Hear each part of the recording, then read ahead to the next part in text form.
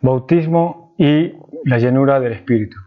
El bautismo del Espíritu se puede entender de dos maneras en la actualidad o en la iglesia de hoy. La primera como sinónimo del Espíritu Santo que viene a morar en el creyente en el momento de la conversión. Es Cristo quien bautiza por el Espíritu Santo. Y la segunda posición es la carismática tradicional, que entiende como un acto posterior a la conversión, que sucede en un momento después y es el Espíritu Santo quien bautiza a la persona. Y la manifestación más común de este bautismo es el hablar en lenguas. Entonces, sabiendo que hay dos posturas, ¿cómo podemos saber cuál es la correcta? Debemos saber qué significa la frase bautismo en el Espíritu en el Nuevo Testamento. Entonces vamos a ver 7 pasajes que hablan acerca del bautismo del Espíritu Santo. Los primeros 4 están en los Evangelios. En Mateo 3:11, Marcos 1:8, Lucas 3:16 y Juan 1:33.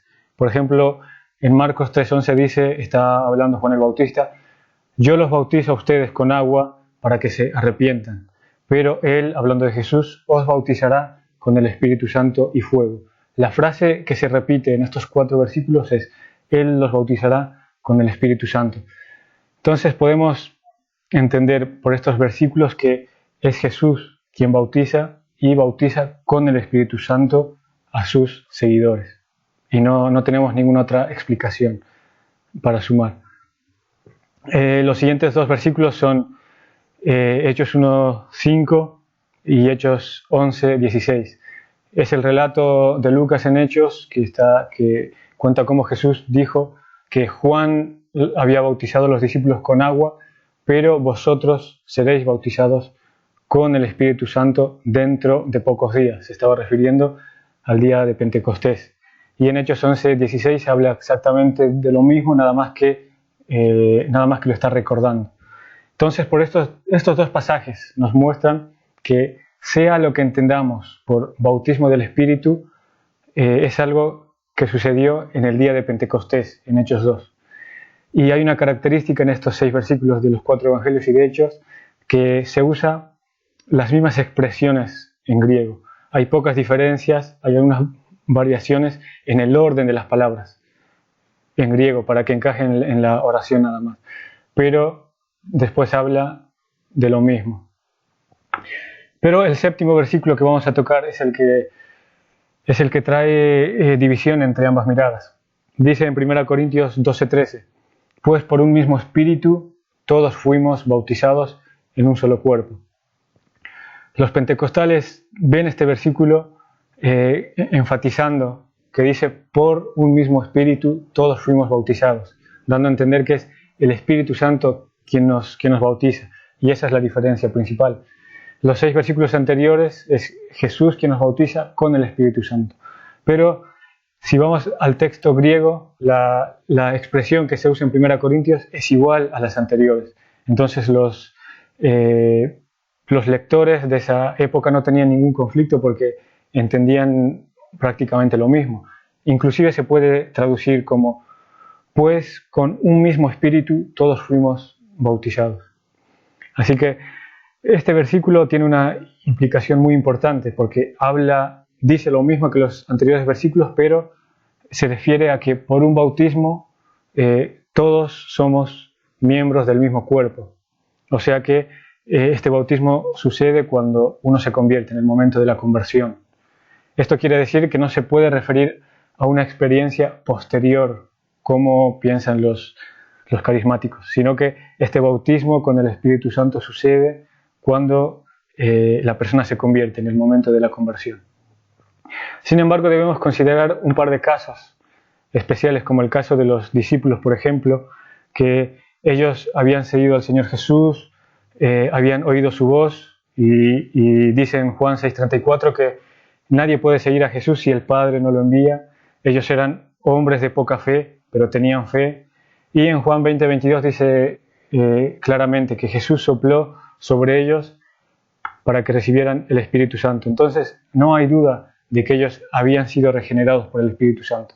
Entonces, ¿cómo debemos entender que ellos habían sido regenerados, pero después recibieron el Espíritu Santo?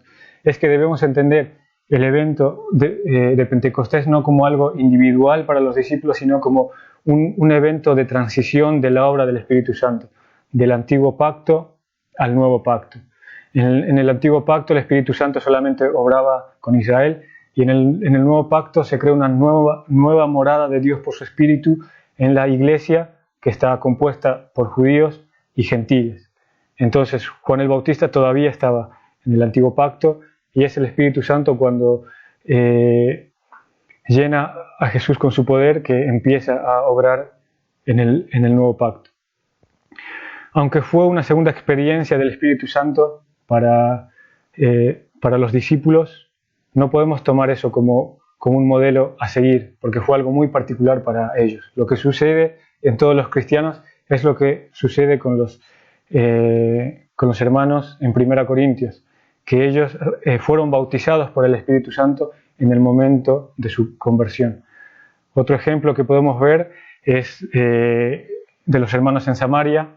Cuando Felipe fue a predicar el Evangelio, muchos escucharon, muchos se bautizaron en agua, y después fueron Pedro y Juan y les impusieron las manos para que reciban el Espíritu Santo.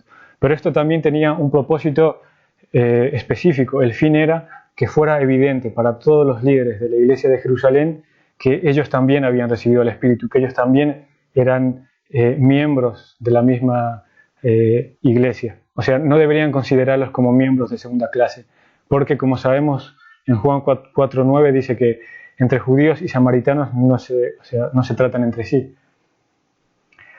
Entonces, pensar que hay un bautismo del Espíritu Santo después de la conversión es algo erróneo, y además puede traer división en la iglesia. Se puede creer que hay dos categorías de creyentes, y esto puede llevar a celos, orgullo y división.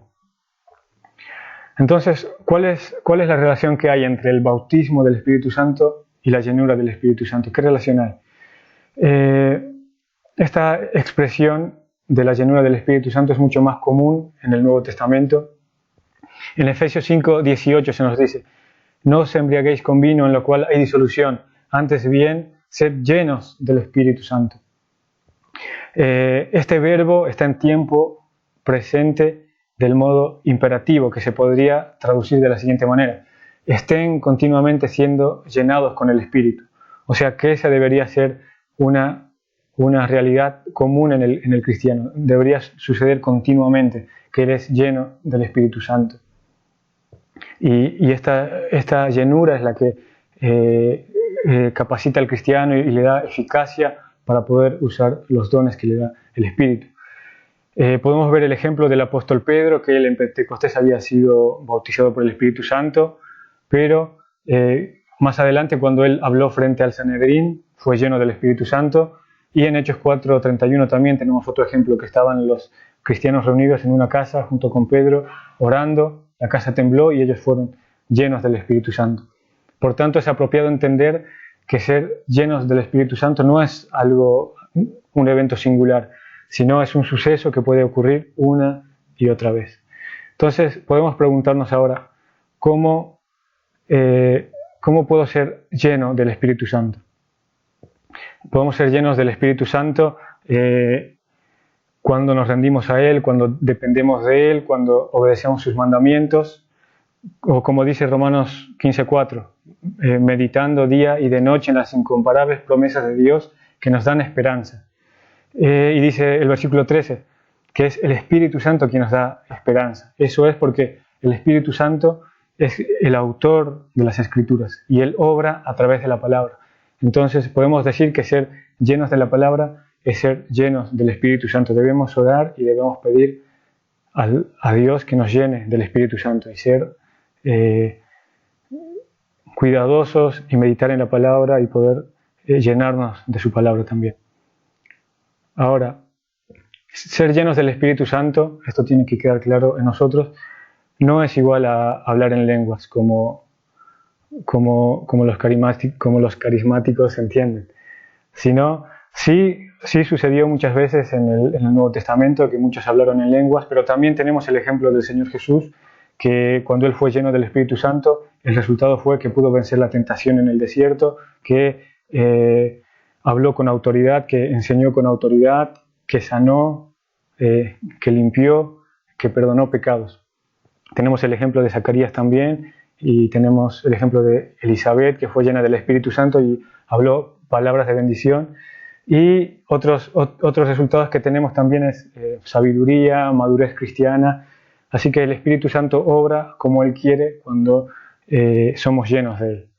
Y acá termina mi exposición.